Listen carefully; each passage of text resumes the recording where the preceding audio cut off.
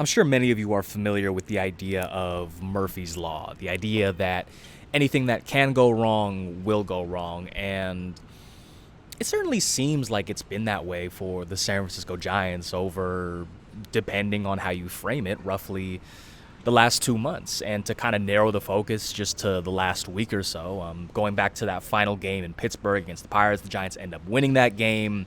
Gerard Encarnacion hits his second homer in the last two games. It's this just absolutely majestic, no doubt, of 442 feet. And after a season where Encarnacion fractures his hand, where he deals with the oblique injury, where he's just dealt with these ailments that have pretty much limited him the entirety of the year, he's finally showing off the talent that made him such an alluring bat coming out of spring training. And then he tears his hamstring and realistically might be out probably for the remainder of the season. This past Sunday, Justin Verlander in the very first inning, he's 3 strikeouts away from 3,500, something that only 10 other pitchers in Major League history have done.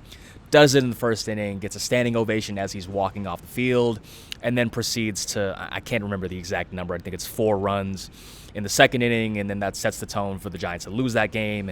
They drop 2 or 3 to the Nationals.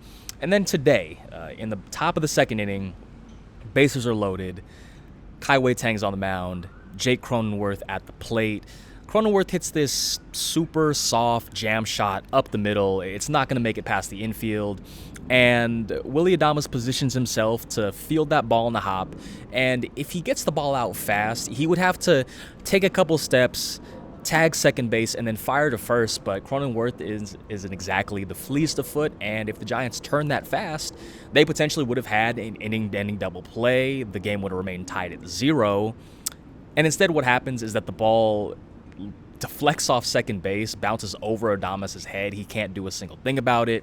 2-run score, and this sets into motion a 7-run inning, leading to an eventual 11-1 blowout loss, which completes a 3-game sweep the San Diego Padres have of the San Francisco Giants, and that's where we're at right now. The Giants have now lost 5 straight. They are 59-62 on the season. This is their 13th home loss in their last 14 tries. That's something that hasn't been done since the team moved to San Francisco, and if we're looking at franchise history as a whole, that's something that hasn't been done since 1940. This is a team that exactly 2 months ago was tied with the Los Angeles Dodgers for first place in the NL West. That's the game where Casey Schmidt hits the grand slam off Yoshinobu Yamamoto. Again, they're tied for exactly the one day. 2 days later, they make the trade, the big swing for Rafael Devers. But since that day where the Giants were tied with the Dodgers for first place in the NL West, they've since gone, I believe it's 18-33, which is tied for the Nationals for the worst record in all of baseball during that stretch. Again, this same National team that came to Oracle Park and took 2 of 3. That same Nationals team that I believe has the 3rd worst record in baseball. So now for the Giants, it's a question of what's next. And of course, there's still a lot of baseball left to be played over the course of the regular season. I can't remember the exact number, but the Giants have somewhere in the range of roughly 40 games remaining in the regular season. As of right now, they're 6 games back of the New York Mets for the final NL wildcard spot, and that's of recording. The Mets have yet to play. The Dodgers have yet to play either, and depending on how that game goes, the Padres will either have complete control of the NL West or partial control of the NL West, but as of right now, the Dodgers are one of 3 playoff teams. So mathematically, the Giants are, if you want to take the glass half full approach of things, the Giants are still mathematically in it. But realistically, given how they've played over the course of the last 2 months, and especially this most recent stretch where it seemed like they were finally starting to get some momentum, going back to the right before the trade deadline. They get swept by the Mets, they get swept by the Pirates, the trade deadline happens, they trade away Rogers, they trade away Duvall, they trade away Yastrzemski. Then they go into New York, they take 2 of 3, then they go into Pittsburgh, they take 2 of 3. So now it's like, okay, maybe that was something. Maybe the trade deadline, trading away some not core guys necessarily, but trading away some of the ancillary pieces, maybe that was something that provided a little bit of a fire for this Giants team. And then, as I mentioned, they come home, they lose 2 or 3 of the Nationals, they get swept by the Padres, and now again they are 3 games below 500. So mathematically, while they are still in this race and that there's a lot that can happen over the course of this next 6 weeks, as we've mentioned before, but it's another thing entirely when you look at how this team has played over the course of these last couple of weeks. During this 5-game losing streak, they've only scored 5 runs. When you look at the way this team's played, when you just look at where things are trending with this team does not appear destined to be playing October baseball. And that's just a matter of fact. That's just a matter of how they've been playing, again, over the course of these last couple of weeks. And when manager Bob Melvin was asked after today's game, where does this Giants team kind of go from here, the one thing he said is, he effectively said this team has to have a very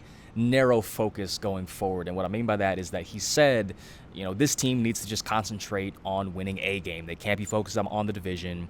They can't be focused on the wild card race. They have to take it not just game by game, but really inning by inning and really control what they can control, things of that nature. But given where things are going as far as standing, Melvin did admit that, if the Giants continue to slide, they could be getting to a point, and they might already be at that point, where they need to start considering some guys and taking a look at guys and having a view ahead towards next season, kind of seeing what they have going into next season. And one of the main spots that kind of sticks out regarding that is that right field. Right field, of course, still remains unsettled. Since the Yastrzemski trade, we've seen 4 guys out there, that being Encarnacion, Grant McCray, Drew Gilbert, and even Tyler Fitzgerald, someone who's only played, including his start the other day, someone who's only played 3 career games in right field, and someone who's going to have to kind of learn the dimensions of right field. Whether Fitzgerald in particular is kind of in this super utility role now, whether he's a right fielder, whether it's kind of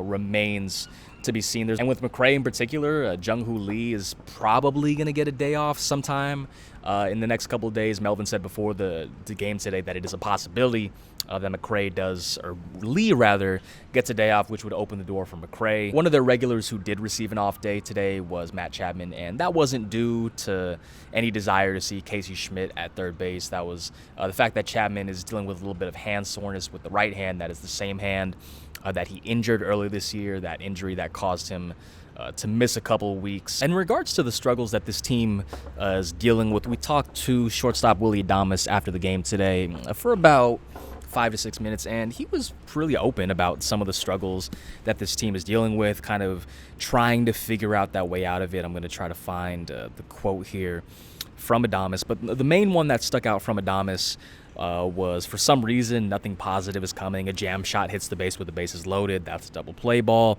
I don't know. Something negative is in the air. We haven't been able to figure out how to beat it and how to be better. It's been the same story. It sucks. It's bad because we have a really good team in there, but it hasn't gone our way lately.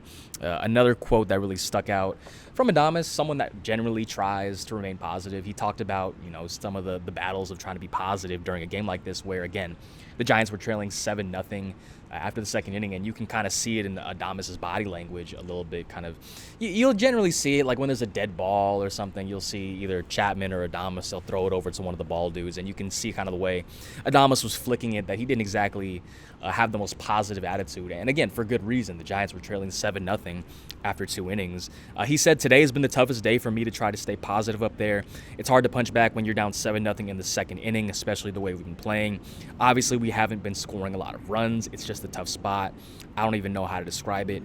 We have to be better. We have to continue to go out there every day and make adjustments and be better as a team. I still believe in this group. We have 6 weeks. If we turn it around, we can be right in the fight. And again, I mentioned this earlier too. Adames' point, mathematically, this team still has 6 weeks remaining. They have 40-something games remaining. A lot can happen over the course of the next month and a half. And there is a scenario out there where the Giants do manage to get back into the NL wildcard fight. The New York Mets, as I mentioned, they haven't exactly been playing great baseball lately. I think they lost, it was like something 11 of 13. I can't remember the exact number of it, but they were at one point, they had the second wild card spot. Now they're down to the third, and again, they have been sliding a lot recently. So there's a scenario out there where the Mets continue to slide and the Giants find something over these next couple weeks, play baseball akin to what they were doing in the month of April, and you blink and then they're right back in the fight. But that would, again, be taking a very glass half full approach as to the remaining 6 weeks of the season, where, again, mathematically they are still in it, but realistically it's not outlandish to say that this window is closing, and it's closing fast.